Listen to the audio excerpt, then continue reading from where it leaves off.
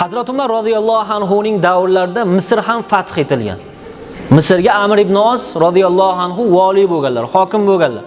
Amr ibn Os radhiyallohu anhu o'sha yerdagi xalq bilan birgalikda otlar musobaqasini o'tkazganlar.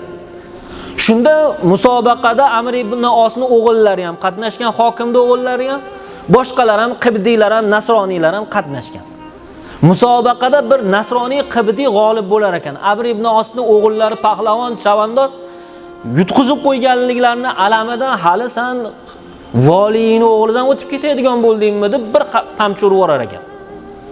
Bu qamchi yegan kishi, kalta yegan kishi Hazrat Umar radhiyallohu anhu ning huzuriga Madinaga borar ekan, otalari bilan birga.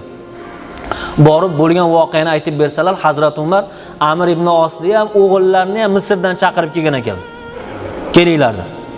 Hazrat Umar qattiq tergab bergan ekanlar. Haligi nasroniy qibdiga qipchinni berib, qamchini berib o'rdigan ekanlar. Haligi qibdi hayron bo'lib Amr ibn Osning o'g'illarini bir urgan ekan. Qamchini Hazrat Umarga qo'rqib qaytib berib qo'yibdi. Hazrat Umar aytibdilarki, endi otasini o'rdibdi. Hokimni. Otasini o'rdibdi.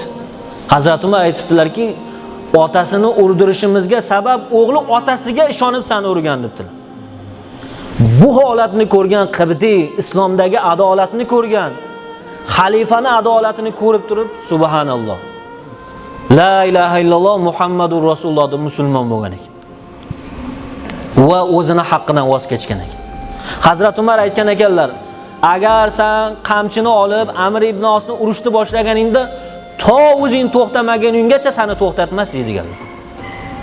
Hazrat Umarning hokimi, yordam valiyi bir musulmon, u qibti, nasroniy, lekin adolat azli.